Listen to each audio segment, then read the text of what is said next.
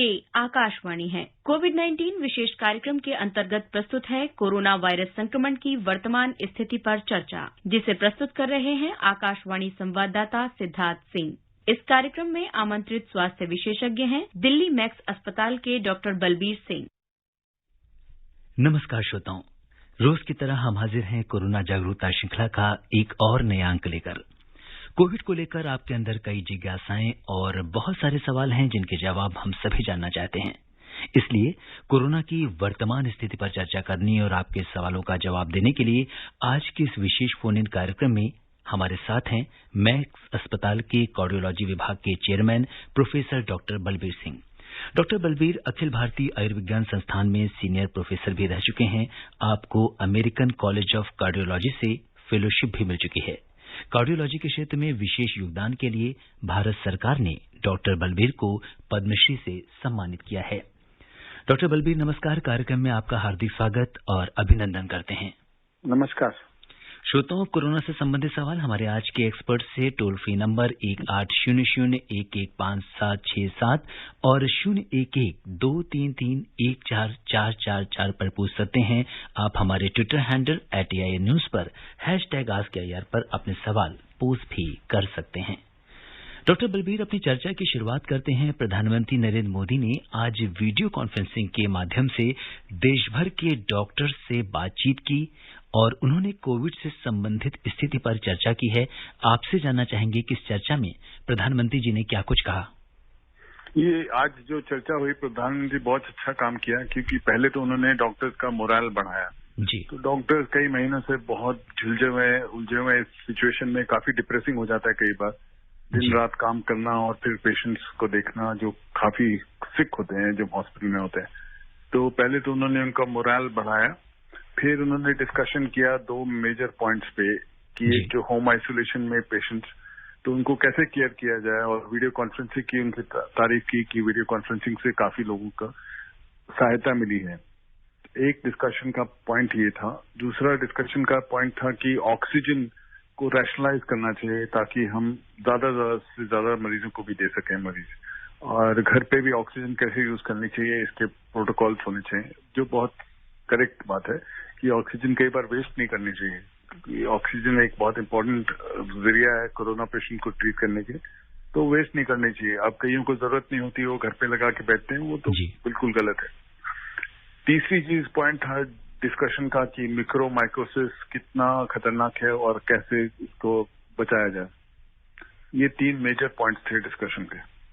जी बिल्कुल। और कोविड रोगियों के लिए 2-डीऑक्सी डी ग्लूकोज दवा की जो पहली खेप है वो आज जारी की गई है। DRDO ने डॉक्टर रेड्डीज लैब के साथ मिलकर इस दवा को विकसित किया है। डॉक्टर बलबीर, DGCI ने हाल ही में इस दवा के आपात इस्तेमाल की मंजूरी दी थी। आपसे जानना चाहेंगे कि 2DG दवा कोविड मरीजों में किस तरीके से काम करती है। तो ये दवा इसको नाम हम कहते हैं चीट द चीटर, तो ये उसको चीट कर देती है।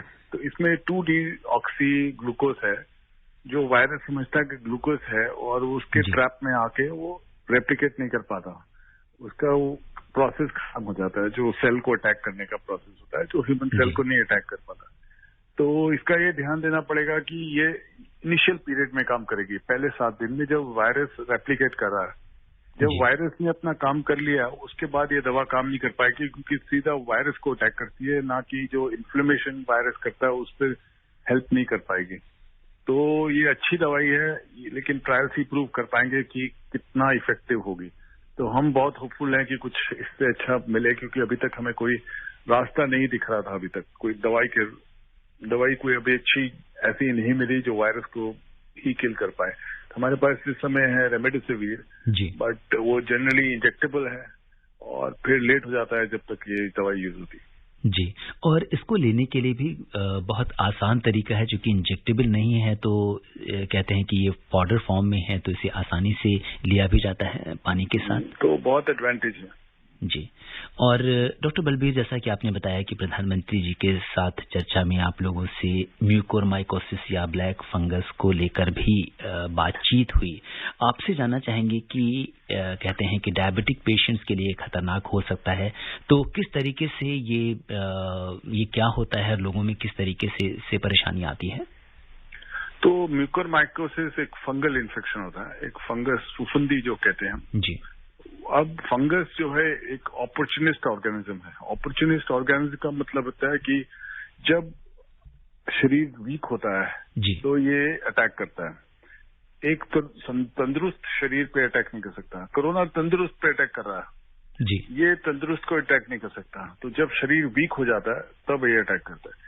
तो कोरोना पेशेंट में शरीर कैसे वीक होता है? एक तो कोरोना ने वीक किया, फिर एक स्टीरॉयड जो यूज हो रहे हैं और मैं समझता हूँ मिस यूज हो रहे हैं। मिस यूज का मतलब है कि बहुत ज्यादा यूज हो रहे हैं, इतना नहीं होना चाहिए जी। और अगर पेशेंट की डायबिटीज है वो जो कंट्रोल नहीं है जी। तो एक मेल्यू एक औजार बन जाता है फंगस को अटैक करने का।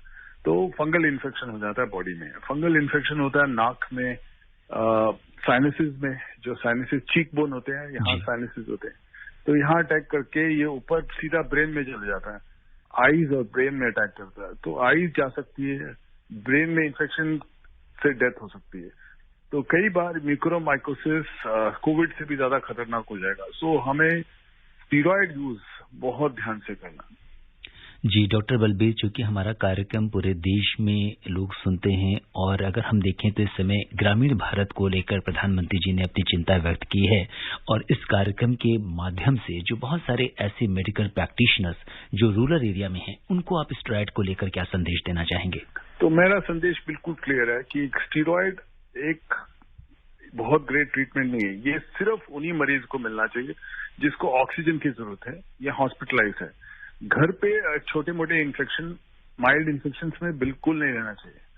तो ये बहुत मिसयूज हो रहा है, लोग बहुत ज्यादा यूज कर रहे हैं, इतना यूज करने की जरूरत नहीं है। तो इसलिए हमें ध्यान रखना है कि हम स्टीरॉयड ना दें हर मरीज को। हम देखें मरीज को स्टीरॉयड देने से पहले एटलीस्ट घर पे जो ट्रीट करते हैं मरीजों उनको स्टीरॉयड नहीं देता है।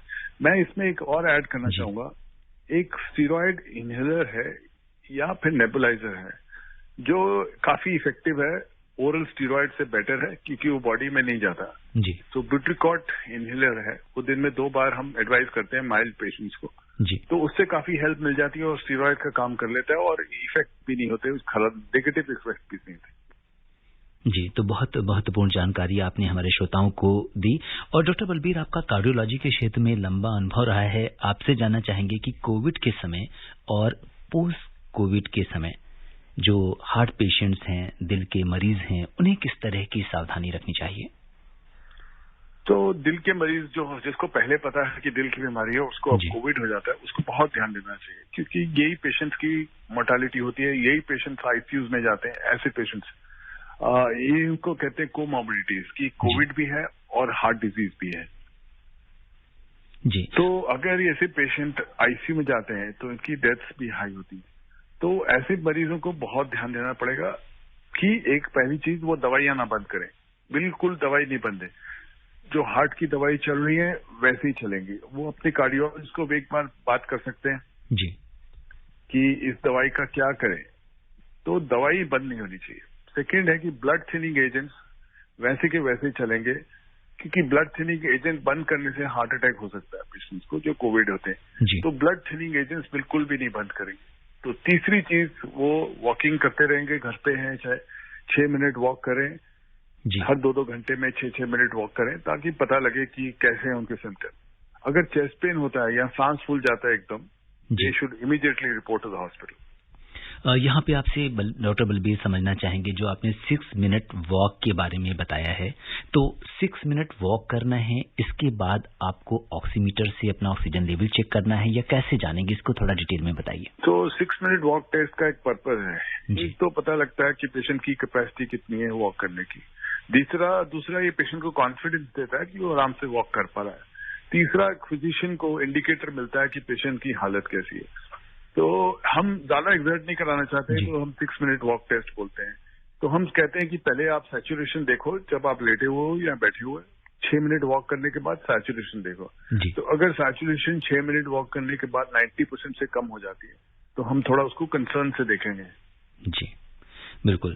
और हमारी एक श्रोता नीलम ने हमें ईमेल किया है और जानना चाहा है कि ऐसा देखा जा रहा है कि पोस्ट कोविड पेशेंट में कार्डियक अरेस्ट या दिल का दौरा पड़ने की शिकायतें आ रही हैं, इसका क्या कारण है? कोविड इलनेस में क्या होता है कि क्लॉट्स बनते हैं। तो हमने देखा कि जब क्लॉट्स बन सकते हैं तो कई जगह बन सकते हैं। पैरों की नसों में बन सकते हैं, जो क्लॉट लंग में जाके उसकी आर्टरीज को बंद कर सकते हैं। इसको हम पल्मोनरी एम्बोलिज्म कहते हैं। ये भी लाइफ थ्रेटनिंग होता है। या फिर क्लॉट्स बन सकते हैं हार्ट की नसों में। हार्ट की नस में अगर क्लॉट बनेगा तो हार्ट अटैक होगा। तो ये हमने काफी पेशेंट्स में देखा कि हार्ट अटैक हुआ, लेकिन अगर उसको टाइमली मैनेज किया तो सब बच जाते हैं। तो इसको हम कैसे मैनेज, मतलब क्या हार्ट के लिए, जैसे जो पोस्ट कोविड पेशेंट हैं और जो प्रोन हैं हार्ट डिजीज को लेकर, या जिनके अंदर कोलेस्ट्रॉल की मात्रा ज्यादा है या कुछ इस तरह के जिनके अंदर इंडिकेशंस हैं, उन्हें किस तरीके की सावधानी लेनी चाहिए या क्या कुछ प्रिकॉशंस लें वो? तो जो कोलेस्ट्रॉल हाई है या डायबिटीज है या ब्लड प्रेशर है, उनको अपनी दवाइयां कंटिन्यूस ले लीजिए। तो मैं जब कोविड के पेशेंट को आइसोलेट होते हैं तो मैं उनको बोलता हूँ कि बीपी एपरेटिस, शुगर चेकिंग का एपरेटिस सब अपने पास रखिए, ताकि आप टाइम टू टाइम चेक कर पाएं, क्योंकि ग्लूकोज वेल कंट्रोल होना चाहिए, बीपी बहुत अच्छा कंट्रोल होना चाहिए, और खून पतला करने की और कोलेस्ट्रॉल की दवाइयां लगातार खानी चाहिए। ये सब हार्ट अटैक को रोकते हैं। जी। और डॉक्टर बलबीर, जैसे कोई व्यक्ति अगर आइसोलेशन में है, कोविड पॉजिटिव है और वो डायबिटिक भी है, तो कितने दिनों के अंतराल पे उसको अपना जो शुगर टेस्ट है वो करना चाहिए? तो अगर डायबिटिक है और घर पे है, अगर उसको इंसुलिन मिल रहा है तो हर मील से पहले उसको चेक करना। अगर इंसुलिन नहीं मिल रहा है तो कम से कम दिन में 2 बार चेक करना है, एक फास्टिंग और एक खाना खाने के बाद, चाहे लंच हो चाहे डिनर हो। ये हमें हेल्प करेगा, बिकॉज वो जब डॉक्टर से वीडियो कंसल्ट करेगा तो वो उसकी शुगर की मेडिसिन एडजस्ट कर पाएगा बहुत इजीली, क्योंकि शुगर कंट्रोल करना बहुत ही जरूरी है। जैसे मैंने बोला कि कईयों को स्टीरॉयड मिल रहा होगा तो उनमें म्यूकोरमाइकोसिस हो सकता है अगर वो स्टीरॉयड खा रहे। जी। तो ये बड़ी महत्वपूर्ण बात है कि अगर आपको कोविड भी है और आप किसी कोमॉर्बिडिटी, जैसा कि आपने बताया कि अगर किसी कार्डियक पेशेंट भी हैं आप, तो उस समय जो शुगर की मॉनिटरिंग है वो बहुत ज्यादा इम्पोर्टेंट हो जाती है। और डॉक्टर बलबीर, बात करते हैं वैक्सीनेशन की। इस समय वैक्सीनेशन की दूसरी डोज को लेकर कुछ बदलाव किए गए हैं। कोविशील्ड वैक्सीन की 2 डोजेस के बीच जो अंतराल था वो 6 से 8 सप्ताह से बढ़ाकर 12 से 16 सप्ताह कर दिया गया है। तो क्या कुछ आप कहेंगे हमारे लिसनर्स से, अब उनको किस तरह से रीशेड्यूल करना होगा? तो पहली चीज उनको ये बताना चाहूंगा कि ये सिर्फ कोविशील्ड के लिए है, कोवैक्सीन के लिए नहीं है। तो कोविशील्ड के लिए ऐसा डिफरेंस क्यों किया गया? क्योंकि आर्टिकल छपे थे कि अगर ये डिले किया गया तो एंटीबॉडी रिस्पांस बेटर होता है। जब आप गैप कम रखते हो उतनी इफेक्टिव नहीं होती। तो ये माना जा रहा है कि अगर आप गैप ज्यादा रखेंगे तो यही वैक्सीन जो 70% इफेक्टिव है 90% इफेक्टिव हो जाएगी। तो इसलिए ये मेजर रीजन है कि गैप बढ़ाया गया। जी। और डॉक्टर बलबीर, रूस में जो बनी स्पुतनिक वी वैक्सीन की हम बात करेंगे कि ये जो वैक्सीन है जिसकी शुरुआत भारत में भी हो गई है, ये मौजूदा कोविशील्ड और कोवैक्सीन से किस तरीके से अलग है? तो देखिए, ऐसा है कि ये रशिया में बनी है पहली चीज, और इसका डेटा भी छप चुका है। जैसे कोवैक्सीन का छपा, कोविशील्ड का छपा, इसका भी डेटा छपा है। ये इफिकेसी इन्होंने 90% क्लेम की है। ये लेकिन ये इंडियन स्ट्रेन के साथ कैसे बिहेव करेगा हमें नहीं पता, क्योंकि ये टेस्टिंग रशियन स्ट्रेन में हुई थी, रशिया में ट्रायल हुए थे, तब ये इंडियन स्ट्रेन नहीं था। तो अच्छी वैक्सीन है, लेकिन ये इंडिया में नहीं पता लगेगा जब यूज होगी तो। जी। और डॉक्टर बलबीर, आप जो कोरोना जागरूकता श्रृंखला कार्यक्रम है इससे काफी समय से जुड़े रहे हैं, और हमारा जो पहला एपिसोड था वो भी आप ही से शुरू हुआ था।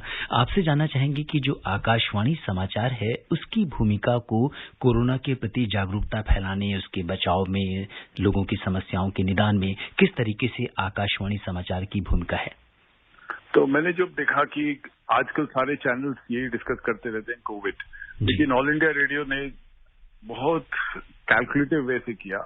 जो हमारा पहला सिंपोजियम था वो मुझे पता लगा कि पूरे हिंदुस्तान में डिस्ट्रीब्यूट हुआ था। उस समय इतनी अवेयरनेस नहीं थी।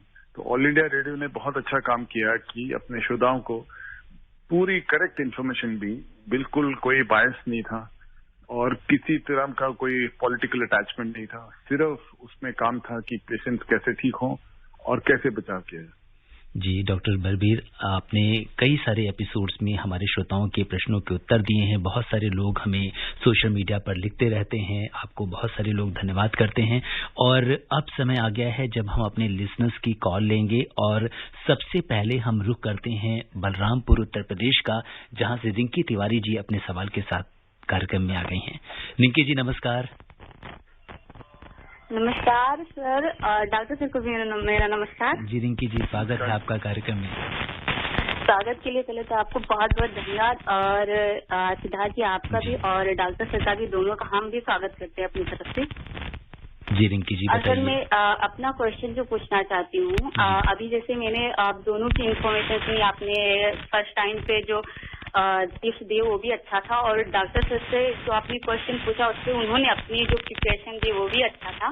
लेकिन सर जो मेरा क्वेश्चन है वो ये है कि जैसे कि अभी डॉक्टर सर या फिर एक्सपर्ट बोलते हैं कि गांव में भी कोरोना आ चुका है, गांव में ये बढ़ रहा है, तो सर जैसे शहर के सारे प्रदेशी से वो तो पहले लॉकडाउन लगने से पहले गाँव आ गए, तो इसकी वजह से बढ़ रहे हैं कोरोना या फिर कोई इसका अन्य कारण है?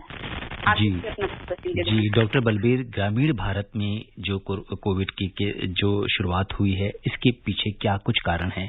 और पीछे अभी प्रधानमंत्री जी ने भी जो बैठक करी थी उसमें भी उन्होंने इसके बारे में चिंता जताई थी और कहा था कि गांवों में भी टेस्टिंग पर जोर दिया जाना चाहिए।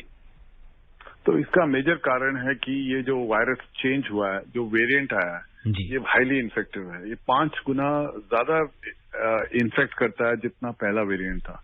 तो पहले वेरिएंट से हम बच गए, लेकिन ये वेरिएंट बहुत इन्फेक्टिव है, ये रैपिडली स्प्रेड करता है। तो एक बार रूरल एरिया में आएगा तो वहां भी स्प्रेड करेगा, लेकिन रूरल एरिया में कुछ एडवांटेज भी है, कुछ डिसएडवांटेज भी है। एडवांटेज है कि खुला होता है जगह, इतने क्राउडेड जगह नहीं होती, लोग इकट्ठे नहीं होते, ऐसे मॉल्स वगैरह नहीं होते, सिनेमा हॉल्स नहीं होते जहां लोग इकट्ठे होकर एक दूसरे को ट्रांसमिट करें। ये फायदा भी है।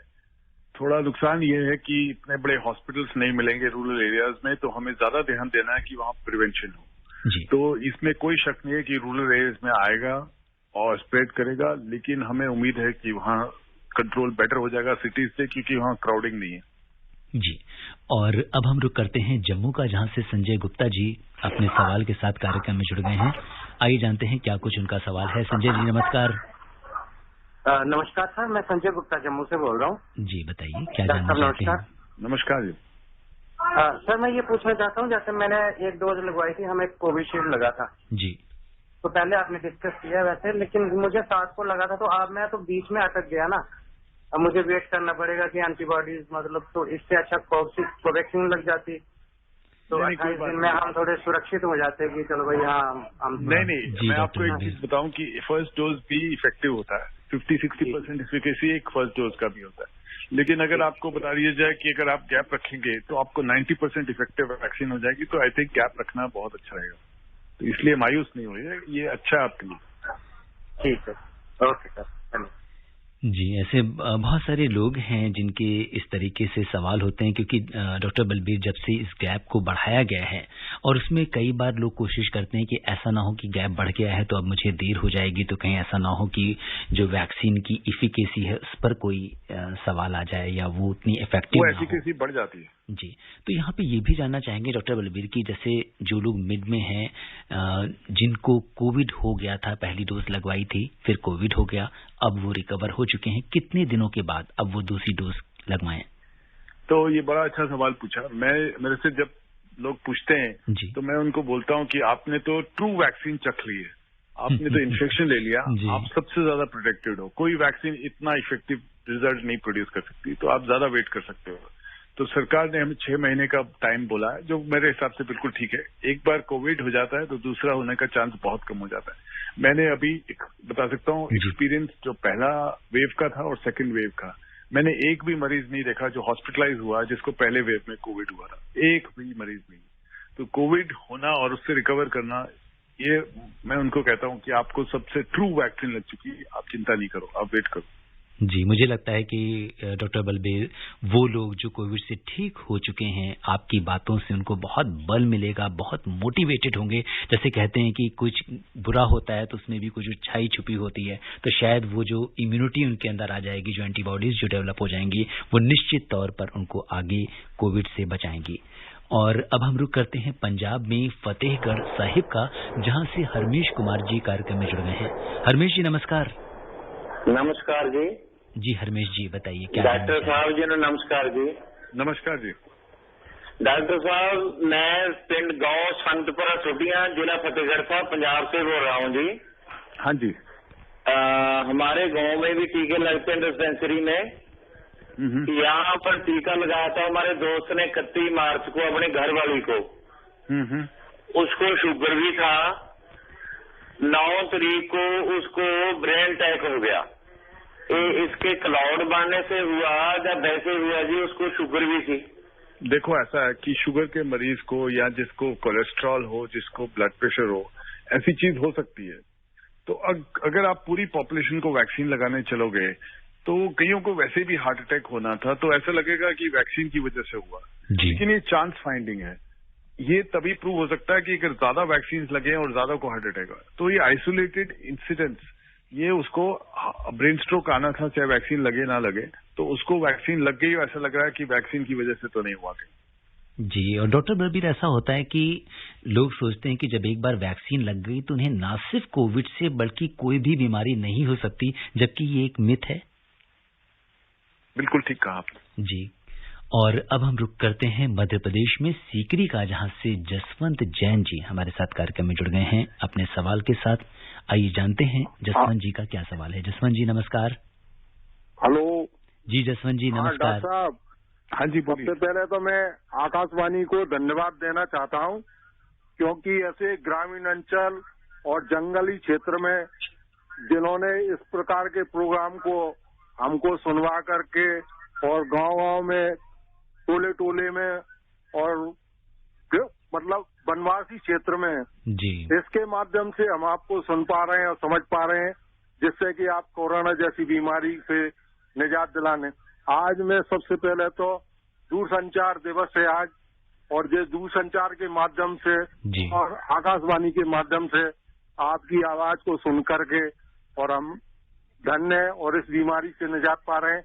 और हमारा सवाल एक ये है जी कि जो कोविशील्ड जो कि पहले हमारे को लगवाना था जी 7 सप्ताह में, 6 सप्ताह में, और उसको हमने अगर पहले लगवा लिया, 6 सप्ताह के पहले लगवा लिया, तो उससे कोई नुकसान हुआ या हमको फायदा होगा, इसके बारे में हमको बताने का कष्ट। देखिए, मैंने अभी पहले ही आपको बताया कि अगर एक डोज लग चुकी है और गैप बढ़ जाता है दूसरी डोज में, तो आपको ज्यादा फायदा है, क्योंकि एंटीबॉडी रिस्पांस देखा गया बेटर बनता है अगर कोविशील्ड की 2 डोजेज में गैप हो, कम से कम 2.5 से 3 महीने का।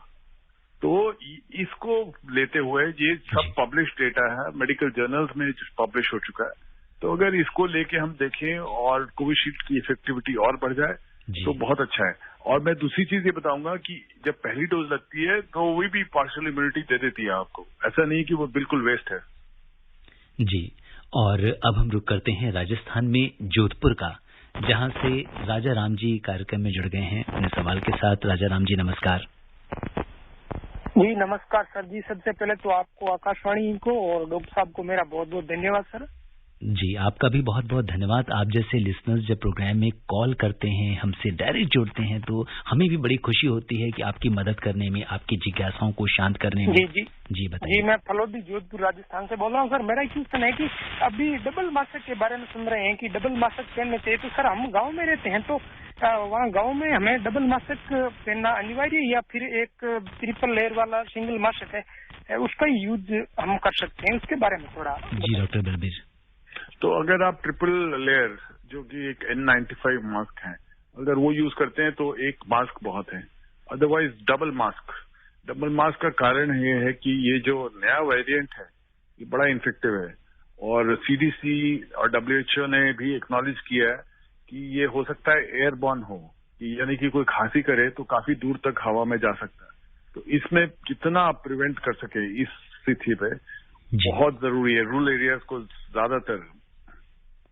और डॉक्टर बलबीर, आपसे ये भी जानना चाहेंगे कि जो सरफेस ट्रांसमिशन है, ये जो वेरिएंट है, ये कितना प्रभावी है? क्योंकि शुरू में जैसे सरफेस ट्रांसमिशन की काफी बात की जाती थी, लेकिन आजकल इसके क्या तथ्य सामने आए हैं? देखिए, सरफेस ट्रांसमिशन इतनी इम्पोर्टेंट नहीं है, क्योंकि हम लोग ने सैनिटाइज करना और हैंड वॉश करना एक्सेप्ट कर लिया और बहुत करते हैं। हम जो एक्सेप्ट नहीं कर पा रहे हैं वो मास्क। मास्क पहनना थोड़ा मुश्किल है और लोग कहते हैं कि मुझे सांस नहीं आ रहा, और कुछ लोग मास्क पहनते हैं जो नाक से पीछे होता है, कुछ लोग पहनते हैं गले पे मास्क, तो ये चीजों से मुश्किल हो रही है। तो मास्क पहनना और डबल मास्किंग करना एक आदत बन जाना चाहिए, क्योंकि मुझे नहीं लगता इस साल हम बिना मास्क के काम चला पाएंगे। जी। और डॉक्टर बलबीर, जब भी किसी अस्पताल में जाने का मौका मिलता है और आप जैसे कोविड वॉरियर्स को जब हम देखते हैं कि वो इतने लंबे समय तक जो पीपी किट है उसको जो डॉक्टर्स कोविड वार्ड में ड्यूटी करते हैं 10-10 घंटे 12-12 घंटे पीपी किट को पहने रखना कितना मुश्किल होता है ये? तो शुरू में बहुत मुश्किल लगता था जी, लेकिन अभी तो आदत बन गई है और अभी तो ऐसा लगता है कि मैंने पीपी किट क्यों नहीं पहनी है, एक बिल्कुल आदत सी बन गई। तो मैं आपको यही कहना चाहता हूँ कि मास्क भी ऐसी आदत पड़ जाती। अभी तो मैं कार में अकेला ड्राइव भी कर रहा होता हूँ तो मेरा मास्क पूरा नाक के ऊपर होता है, क्योंकि मुझे आदत है। जी, बहुत बड़ी बात आपने कही कि जब एक बार आदत बन जाती है तो हमें कोई दिक्कत नहीं होती। और मास्क को कभी, मुझे लगता है डॉक्टर बलबीर, की कभी क्रिटिसाइज भी नहीं करना चाहिए, क्योंकि जब हम बहुत ज्यादा किसी चीज को लेके ओवर कॉन्शियस हो जाते हैं और उसकी कहते हैं कि क्योंकि ये हमारा दोस्त है, हमारे अपने प्रोटेक्शन के लिए है। और अब हम रुक करते हैं गाजियाबाद का, जहाँ से यामीन जी हमारे साथ कार्यक्रम में जुड़ गए हैं। यामीन जी नमस्कार।